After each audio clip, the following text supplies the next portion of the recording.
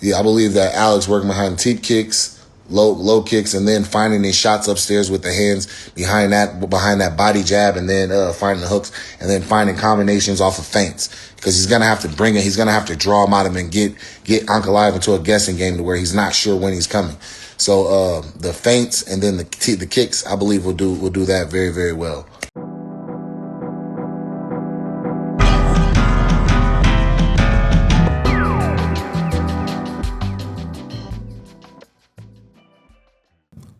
What's going on, Sweet Dreams Nation? What's been happening? It's been a while since we've been in studio, been in front of the mic, been here to talk to y'all.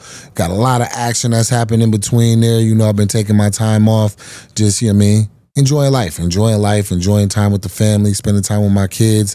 And I'm back. We're gonna talk about the fights from this week Saturday, UFC 320.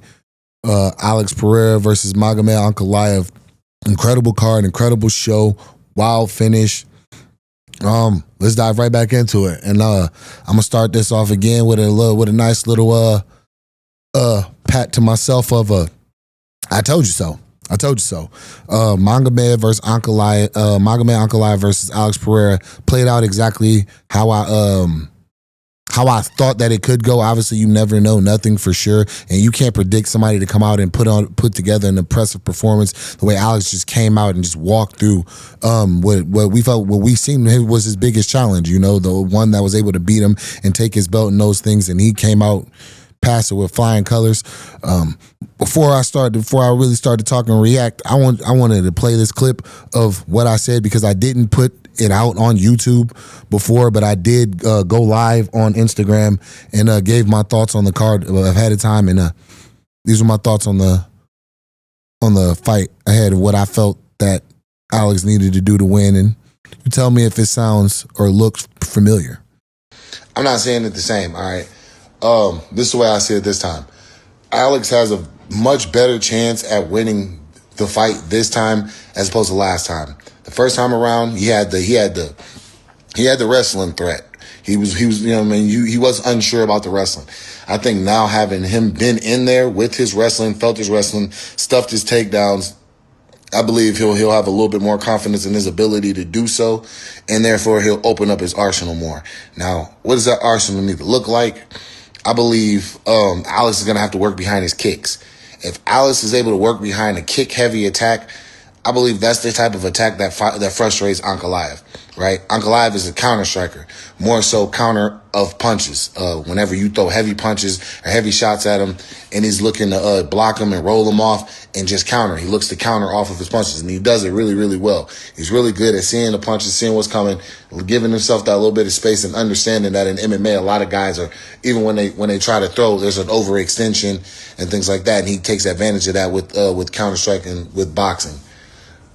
I believe Alex can nullify that with kicks. Teep kicks to the body, low kicks, hard, inside low kicks, you know, just because at that southpaw sense, the same way he would kick at somebody orthodox, I believe he should kick that same way at Ankalaev. I seen Ankalaev this week. I got to see his build and things like that up close. He's got some pretty small legs. His legs are not the biggest, or like the most, like, you know what I mean, muscular, or, you know what I mean, heavy. I believe that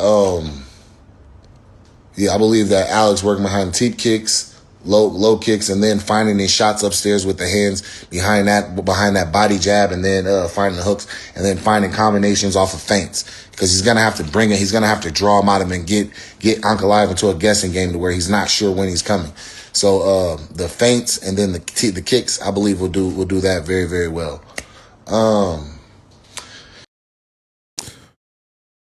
I mean, toot my own horn, but beep. Here's the thing. Alex came out right from the jump, right in his face. Pressure in his face, heavy, ready to strike, trying to draw an exchange, trying to see what he had. He didn't do that the first time, because more so the first time, what was the story going in? It was the wrestling. Everybody talked about the wrestling. How Magomedov could get him down and possibly hold him down. So going in, he wasn't really sure of that, so he was cautious and he was aware of it. I believe this time, having now felt and stuffed most of his takedowns, he's like, all right, I'm gonna get in there, I'm gonna get on. We're gonna see if he's really like got that dog in him and gonna bite down and bite on his mouthpiece and throw. And he did that. He went in there, he went after him. After he controlled and got him on his back foot, started control pace, he opened up with the kicks, hard inside low leg kicks that caught Ankalaev and damaged his leg, did some damage to his leg, and made him switch stances. And from there, Alex, like I said in the video, I believe working behind the body jab or feints and selling him, not letting him know when he's coming. If you look at the motion of the punch that Alex threw when he did, he feinted low. He feinted the body jab. Got a reaction, and came with the overhand right. So he feinted, faked the body jab, and then just threw an overhand over the top. Like, great setup. Gave him the exact same look. And cracked him, was able to get on him and finish him fast. I mean, it wasn't much else to say after that. He did exactly what I thought he needed to do to win. Verbatim, did exactly what I thought he should do to win. And he was able to go in and get him out early. Yeah, man, shout out to him. He's like, this dude is impressive. Like, this dude is impressive. You can't not be a fan of what he does and what he is. He said something in the face-off before the fight. He said, I don't want to go back to the tire shop. Like, anybody that came from nothing, that grinded to get to this point, they feel that.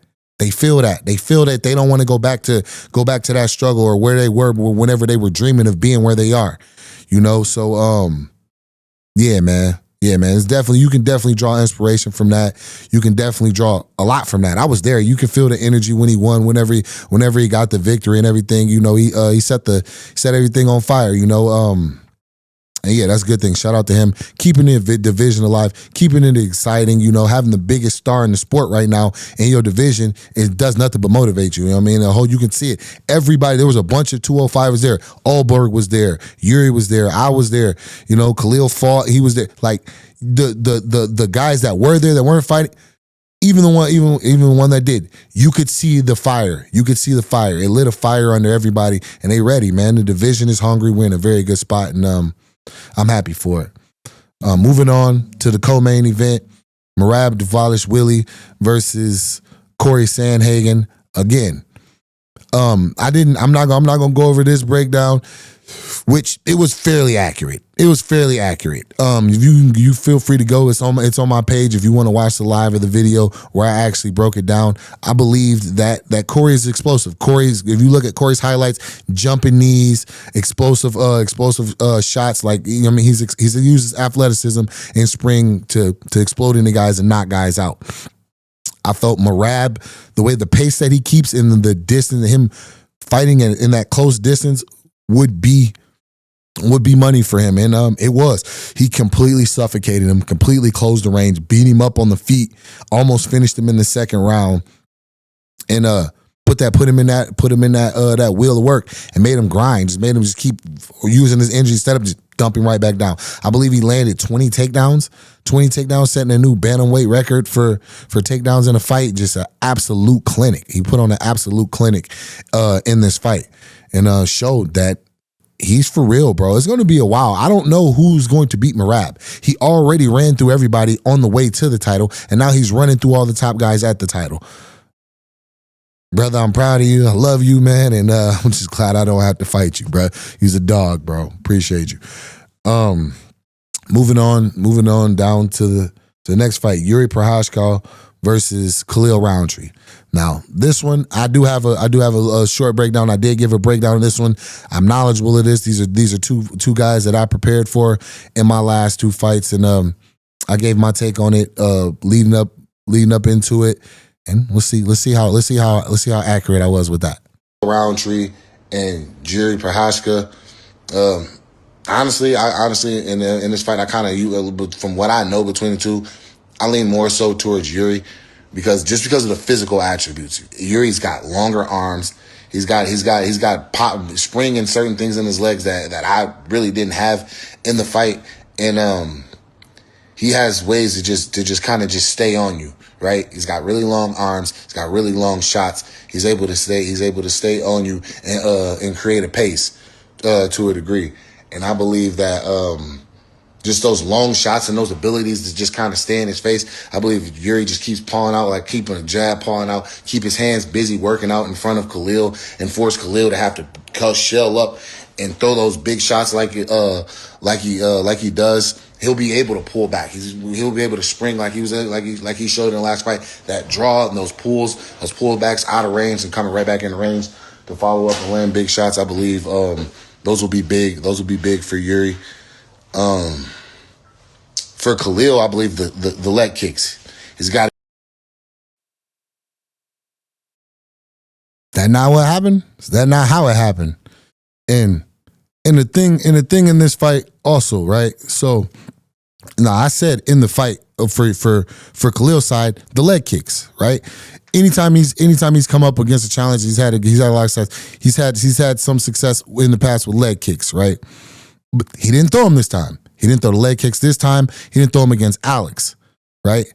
They were which both are very susceptible to leg kicks. If you watch the Jan Blachowicz fight against Alex, if Jan keeps kicking Alex's leg, we might be looking at a different story right here. Alex chopped his legs down in the first fight, and he started working at it again in the second. It's just rackage as well on Yuri.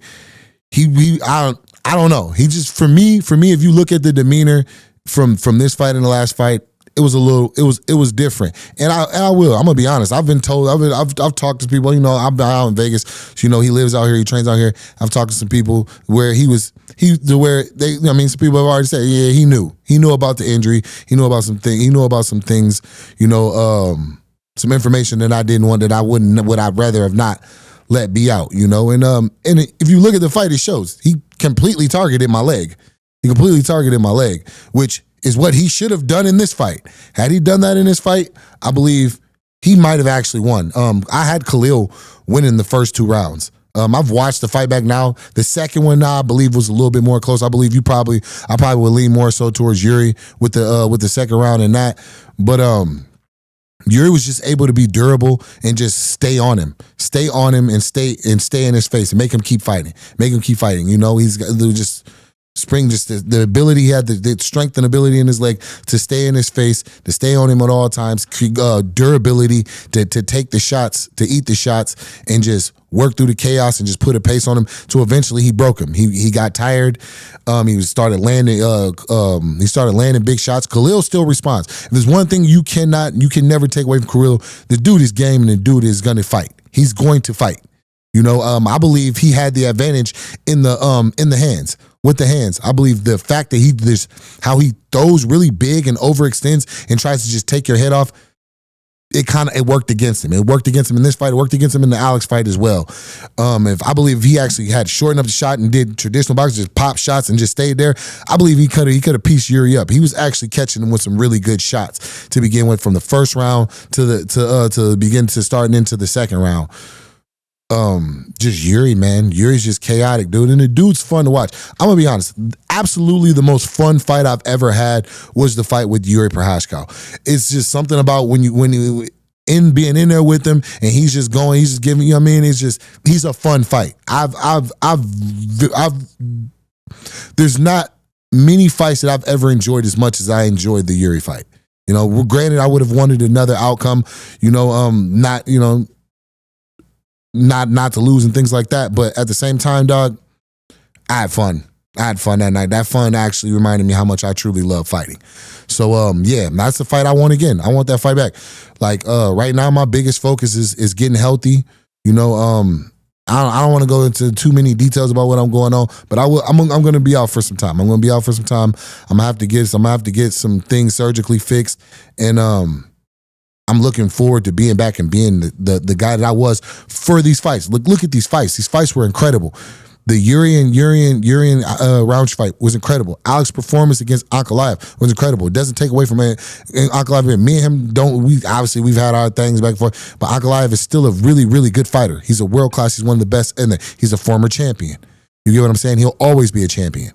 So, you know, from that lens, like I said, bro, everybody in the division right now that I've seen and I've talked to, they're fired up. Johnny was there. Johnny Walker was there. Johnny's fired up right now. You know, coming off of a big win. We see what's next. There's a lot of motion in the division. It's really, really good for the division. I'm excited for it, and I'm excited to see what happens.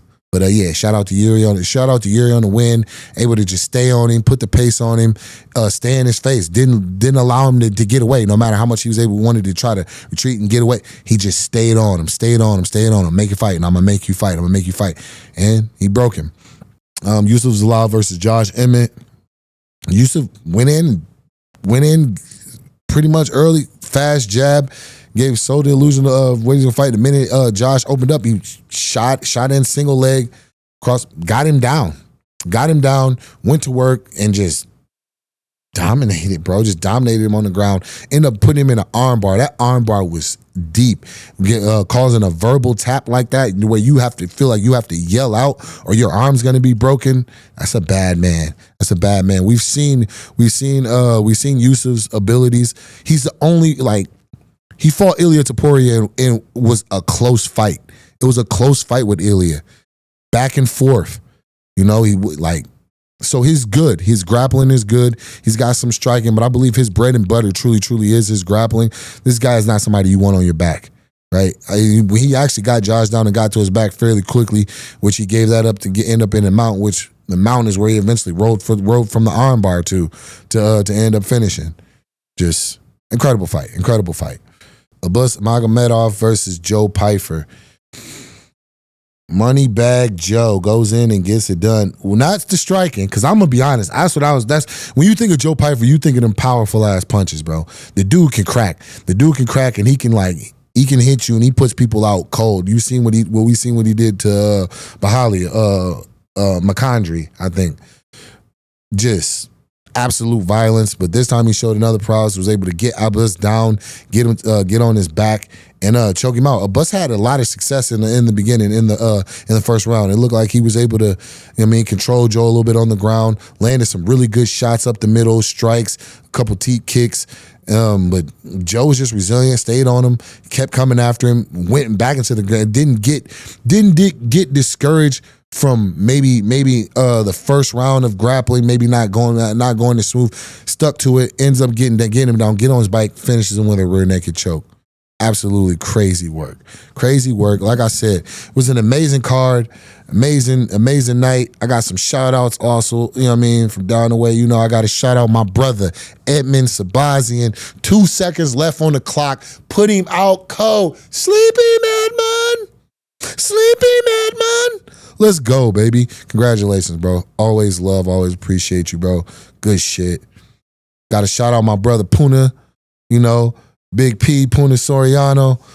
Beautiful fucking victory, brother. Always happy for you. I see that motherfucker walking around here, around the PI, no shirt on, like he just owns the place, looking like $1 million. While I'm over here all banged up and stuff, looking a little chubby. All right?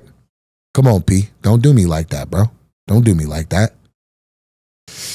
But yeah, man, I'm happy, man. I'm happy. Man, this is a great card. It's a great card, great event. It's been a great weekend. I got the shout out to the newlywed couple, the Sterlings, Aljamain Sterling, Marion, the love of his life, his longtime sweetheart Rebecca. Love you guys. Appreciate y'all inviting me and sharing that day and that moment with me. The beautiful wedding.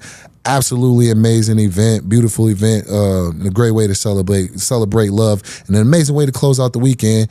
And I just wanted to share that with y'all. Just great. Shout out to them. If y'all see them, y'all see any videos online, there's a lot of us there. Show us some love, man. Show them support and everything. They locked in, bro. That's a great couple, bro. That's a great example and a great couple that you would want to see out in society. So I'm gonna end it on that. It seemed like a pretty good high note. Good to be back with y'all. I'm gonna get back to these breakdowns. I'm not gonna hog all this knowledge to myself. I'm gonna put them out there. I know y'all got some parlays, some picks, and things that y'all want to win. And if I can help with that, just throw me a little something back. I'm just playing. I'm just playing now. Appreciate y'all. Tap in, Sweet Dreams Nation. Always love. Let's go.